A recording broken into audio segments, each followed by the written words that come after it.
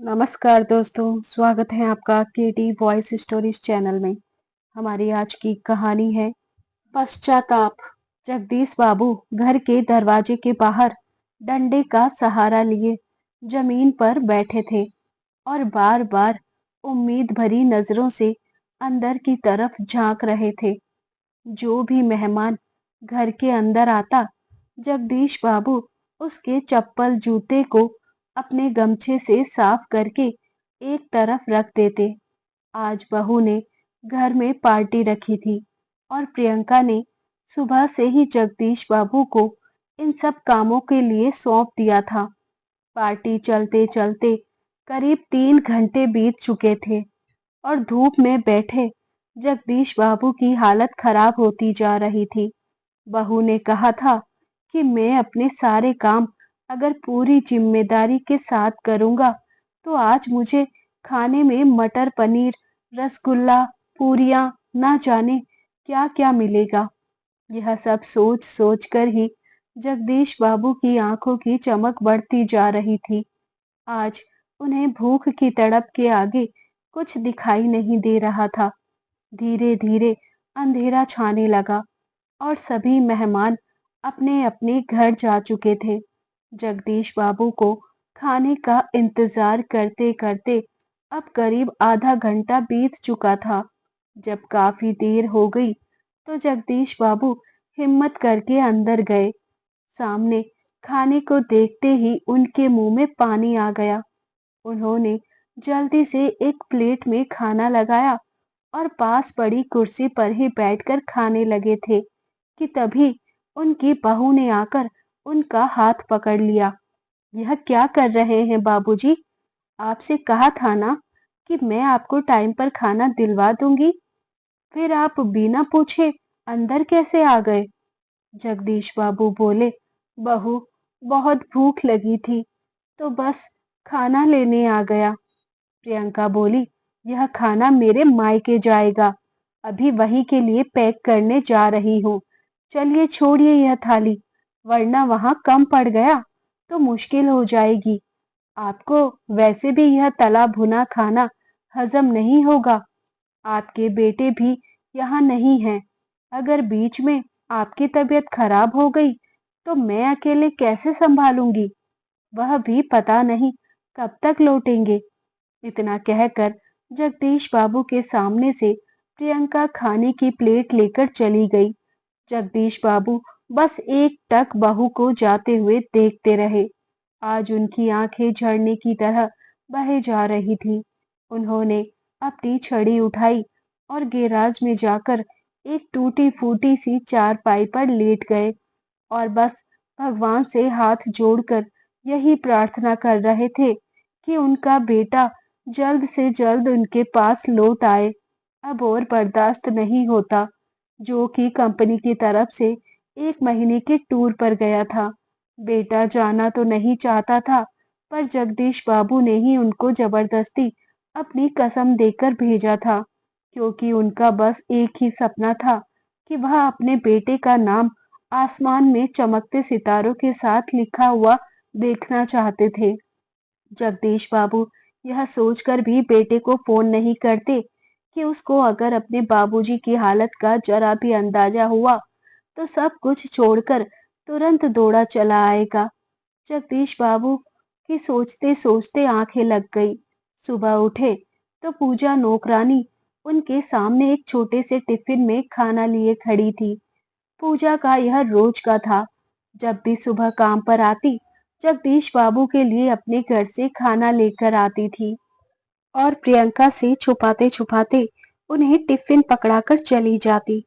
जगदीश बाबू रात से भूखे थे तो कुछ ही पल में सारा खाना चट कर गए।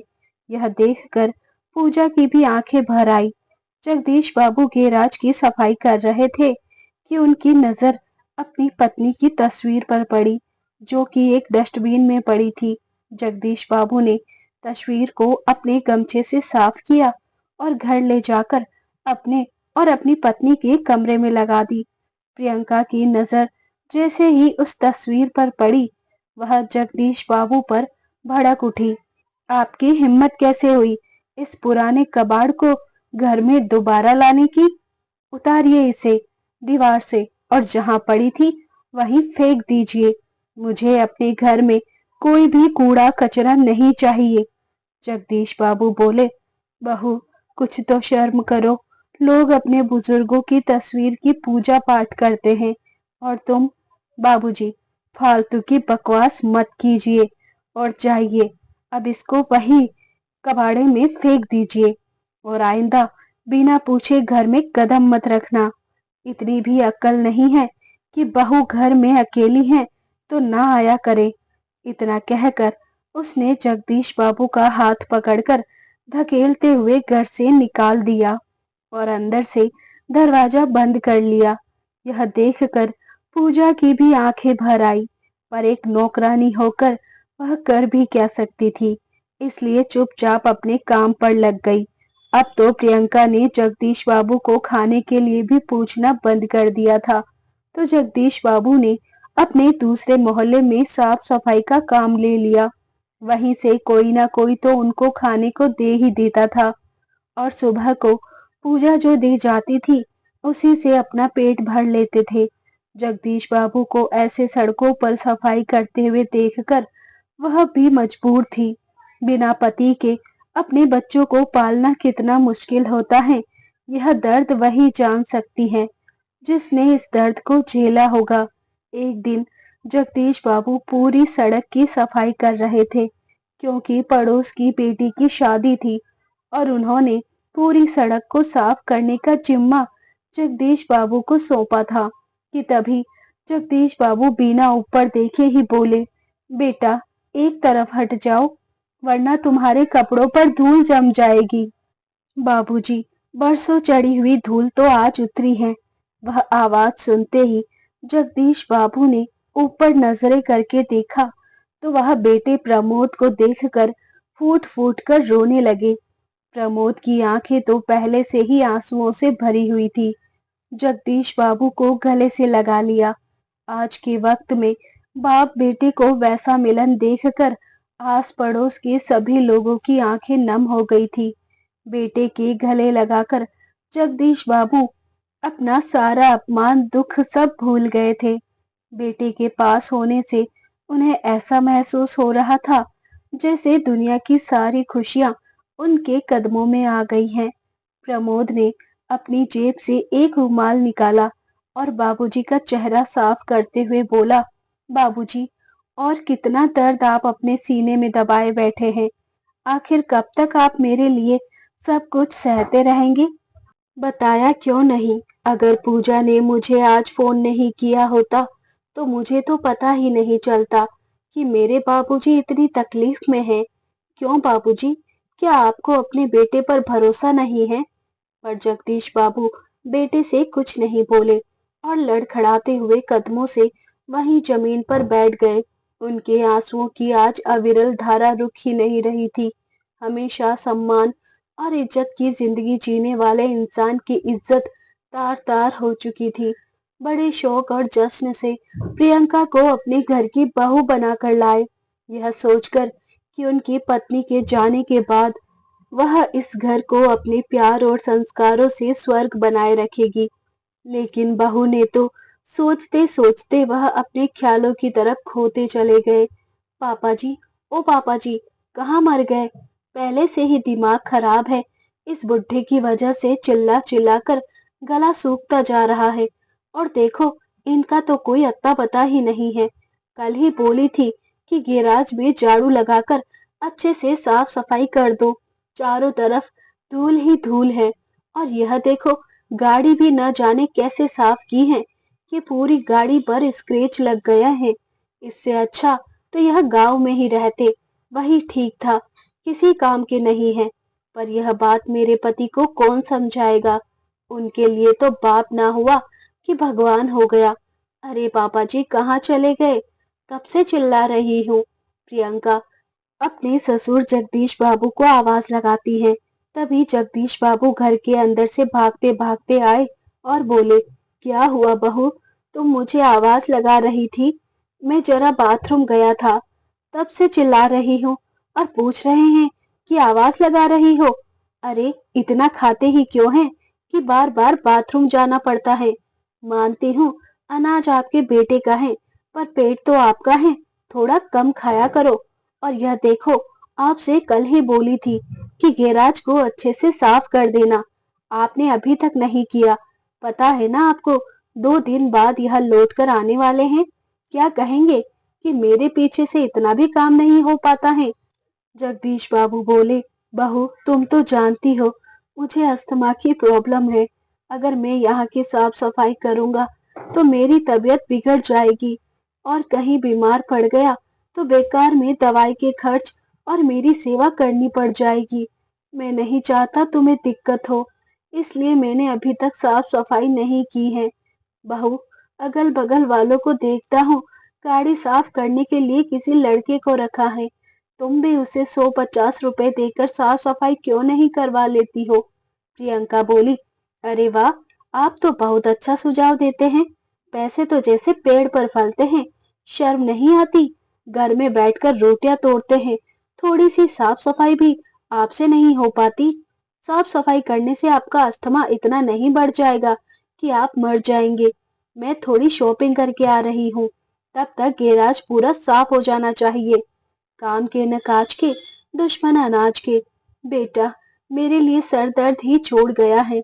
खुद तो काम के सिलसिले से बाहर निकल जाता है और यह मेरा दिमाग खराब करते हैं। बुदबुदाती हुई प्रियंका गाड़ी से निकल गई। जगदीश बाबू ने अपने मुंह पर रुमाल बांधा और गैराज की सफाई करने लगे। सफाई करते करते उनका ध्यान किनारे में रखे कबाड़ पर पड़ा, जहां उनकी पत्नी की पुरानी तस्वीर फेंकी हुई थी। जगदीश बाबू ने सोचा, जरूर यह बहू का ही काम होगा, बेटा तो ऐसा करेगा नहीं। तस्वीर देखते देखते जगदीश बाबू सोचने लगे, इतनी धूमधाम से अपने बेटे प्रमोद की शादी प्रियंका से की थी। जब देखने गया था तब तो इसके मुंह से एक शब्द नहीं फूट रहा था। लगा था चलो घर में लक्ष्मी आएगी, शांति का वास होगा। कभी बेटे बहू के जीवन में हस्तक्षेप नहीं किया, पर रिटायरमेंट के बाद मैं गांव में ही रहना चाहता था। पर प्रमोद ने मेरी एक नहीं सुनी और बार बार अपने साथ रहने की जिद करता था, और वही बात बहू को खटकने लगी। कुछ रोज बाद जैसे ही उसे पता चला कि महीने का 20,000 रुपए पेंशन मिलेगा, तो प्रियंका बोली, पापा जी, पुरानी बातों पर मिट्टी डालिए। पहले तो आप नौकरी करते थे तो यहाँ अकेले रहते थे, पर प्रमोद यहाँ हर वक्त आपकी चिंता में डूबे रहते हैं। चलिए आप हमारे साथ ही रहिएगा, कम से कम यह निश्चित होकर काम तो कर पाएंगे। जगदीश बाबू ने सोचा, चलो बूढ़े ससुर पर बहू को दया आई और वह साथ रहने लगे। पर सोचा हुआ हर बार सच नहीं होता है। जब तक प्रमोद घर में रहता, प्रियंका बड़े ही सम्मान से जगदीश बाबू से बातें करती थी। जैसे ही वह घर से निकलता, ना जाने उस पर क्या सवार हो जाता था। और फिर वही प्रियंका महीने की पहली तारीख को बहुत अच्छे से चाय पानी भी पिलाती थी, मानो ससुर ना हो कि कोई एटीएम कार्ड हो, जो बस महीने की पहली तारीख को ही काम आता है। और उनके साथ बैंक जाती, बैंक से निकलते ही उनसे सारे कागजात और पैसे छीन लेती थी। अचानक से दरवाजे पर दस्तक हुई। जगदीश बाबू पुरानी यादों से बाहर आए तो उनके काम वाली पूजा बोली, अरे बाबूजी, यह सब काम आप क्यों कर रहे हैं, मैं कर देती हूँ। कई बार मैं मेम साहब को बोली थी कि कुछ पैसे खर्च करो तो मैं सफाई कर दूंगी, पर वह तो इतनी कंजूस है कि उनकी तिजोरी से गरीबों के लिए 100 रुपए तो छोड़ो, अठन्नी तक नहीं निकलती हैं। पर आपके लिए मैं बिना पैसे के ही ये काम कर दूंगी। चलिए आप जाकर हाथ पैर धो लीजिए।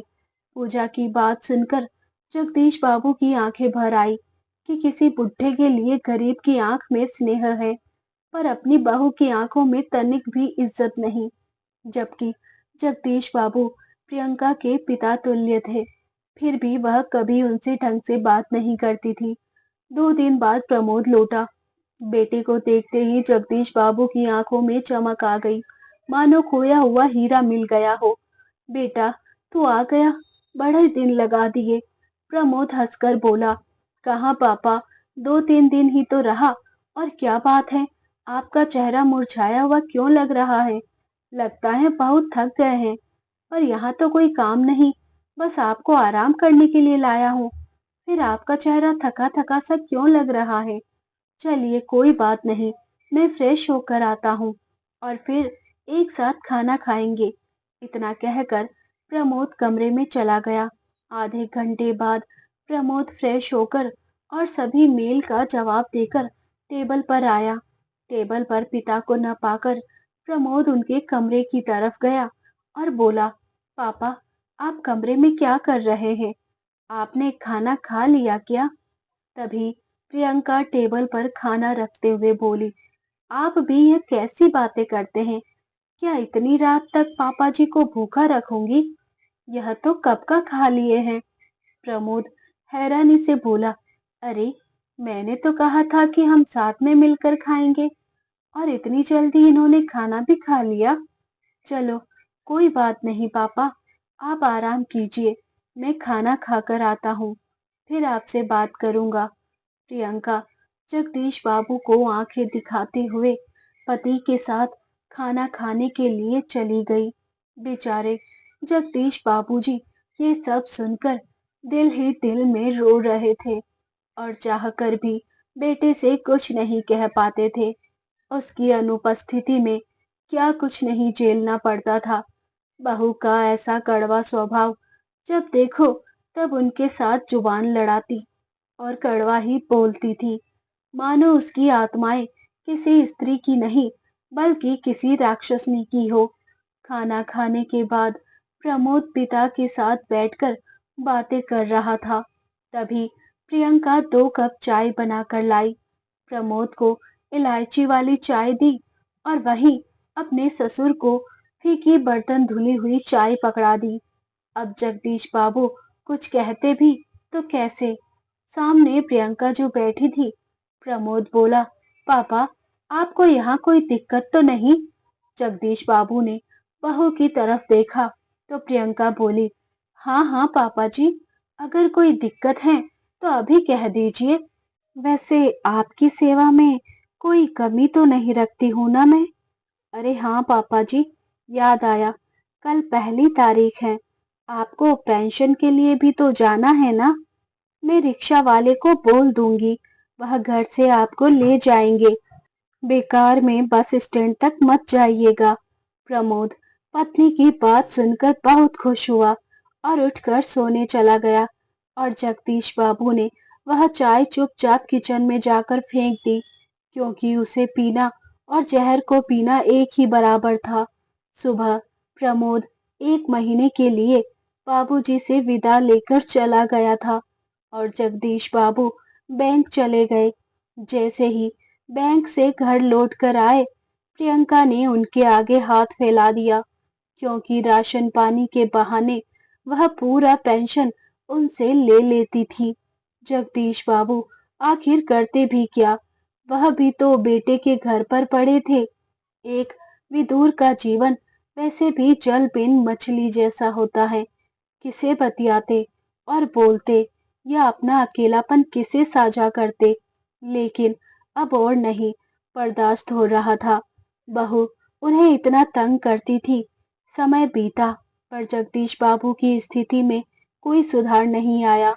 प्रियंका उनके साथ नौकरों जैसा व्यवहार करती थी। एक दिन प्रियंका कुछ ढूंढती हुई जगदीश बाबू के कमरे में पहुंच गई और वहीं टेबल पर जब उसने अपने सास ससुर की फेंकी हुई तस्वीर को पाया तो वह जगदीश बाबू पर बरस पड़ी। आपकी हिम्मत कैसे हुई मेरे फेंके हुए कबाड़ को मेरे घर के अंदर लाने की? जगदीश बाबू बोले, बहू, क्या तुम भूल रही हो कि वह तुम्हारे सास ससुर की तस्वीर है? अरे, मेरा तो रहने दो, मैं जिंदा हूँ, पर तुम अपनी मरी हुई सास की तस्वीर के साथ ऐसा अपमानजनक व्यवहार कैसे कर सकती हो? क्या यह बात प्रमोद को पता है? क्योंकि मुझे याद है, यह तस्वीर प्रमोद घर से लेकर आया था। मैंने बहुत भूल कर दी जो तुम लोगों के कहने पर यहाँ आ गया। काश कि सच्चाई मुझे पहले पता चल जाती। तो मैं कभी तुम्हारे दरवाजे पर नहीं आता। प्रियंका बोली, अरे वाह ससुर जी, आपको क्या लगता है कि आप यहाँ हैं तो मुझे बड़ी खुशी होती है। अरे, आपके बेटे की वजह से मैं आपको बर्दाश्त कर रही हूँ, वरना कब का धक्का मारकर आपको मैं इस घर से बाहर निकाल देती। आपकी वजह से मैं अपने माँ बाप को यहाँ नहीं बुला पाती हूँ और ना ही अपने घर में पार्टी कर पाती हूँ। मुझे मालूम है आपको लोग देखेंगे तो चार तरह की बातें बनाएंगे कि न जाने कहाँ से भिखारी को उठाकर ले आई है। जगदीश बाबू बोले, बहू, भगवान से डरो। आज न कल हर किसी को बूढ़ा होना होता है। तुम अपने माता पिता से प्रेम करती हो, यह जानकर बड़ा अच्छा लगा। पर सोचो, जैसा व्यवहार तुम मेरे साथ कर रही हो, वैसा ही व्यवहार अगर तुम्हारे भाई भाभी उनके साथ करे, तब तुम्हें कैसा लगेगा। प्रियंका गुस्से में बोली, खबरदार, जो मेरे माँ बाप से अपनी तुलना की है। मेरे माँ बाप के पास इतने पैसे हैं कि मेरे भैया भाभी उन्हें सर पर उठाकर रखते हैं। आपकी तरह कंगाल नहीं है वह लोग। जगदीश बाबू हंसकर बोले, बहू, पैसा तो हाथ का मेल है, आज है तो कल नहीं।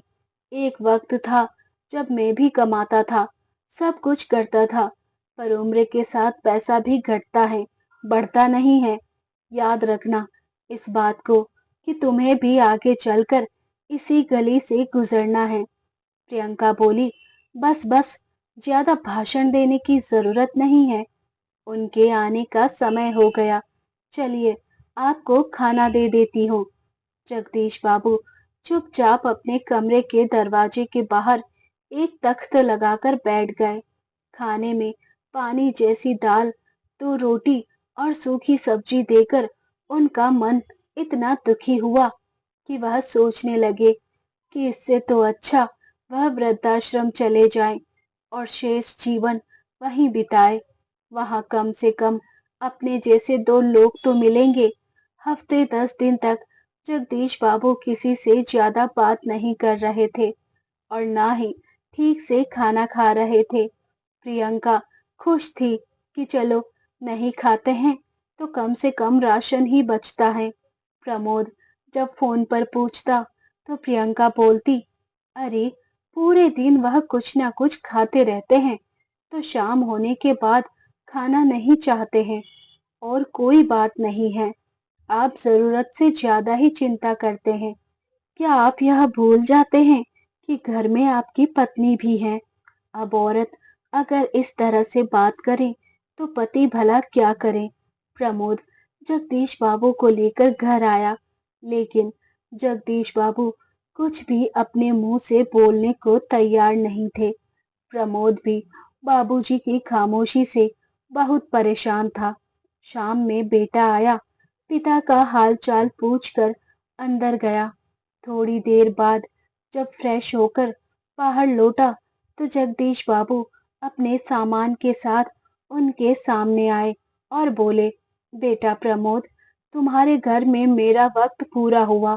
आज मैं तुम्हारा घर छोड़कर जा रहा हूँ। अचरज से प्रमोद पूछ बैठा, लेकिन क्यों पापा, क्या तकलीफ है आपको यहाँ। जगदीश बाबू बोले, बेटा, यह सवाल तुम अपनी पत्नी से पूछना, पर अब मैं अपने आत्मसम्मान को ताक पर रखकर तुम्हारे साथ नहीं रह सकता। मैं जानता हूँ तुम मेरी बहुत इज्जत करते हो और मुझे बहुत प्रेम करते हो, पर तुम्हारी मरी हुई माँ की तस्वीर की बेइज्जती और मैं अपनी बदहाली पर अब और आंसू नहीं बहाना चाहता। तो मुझे माफ करो, तुम अपने जीवन में खुश रहो। मैं तुम्हें इतना आशीर्वाद दे सकता हूँ और मैं देने के लिए मेरे पास अब कुछ नहीं है। और बहू, जिस पेंशन के लोभ में तुम मुझे अपने साथ रखती थी, उस पर बस मेरा अधिकार है, किसी और का नहीं। तुम्हारी इस लालच की अगर तुम्हें सजा नहीं मिलेगी, तो मुझे नहीं लगता कि तुम्हें बदलाव आएगा। इसलिए मैंने अपनी वसीयत तैयार करवा दी है। मेरी जो भी संपत्ति है वह तुम्हें अभी नहीं मिलेगी। जब तक प्रमोद 60 साल का नहीं हो जाता, क्योंकि उससे पहले तुम्हें कोई दिक्कत नहीं होगी, यह मैं जानता हूँ। पर जिस दिन तुम्हारा बच्चा तुम्हारे जैसी हरकत करेगा, उस दिन तुम्हें इस बूढ़े ससुर की याद आएगी और तब यह संपत्ति तुम्हारे काम आएगी। चलता हूँ। इतना कहकर वह अपना बैग लेकर घर से बाहर निकल गए।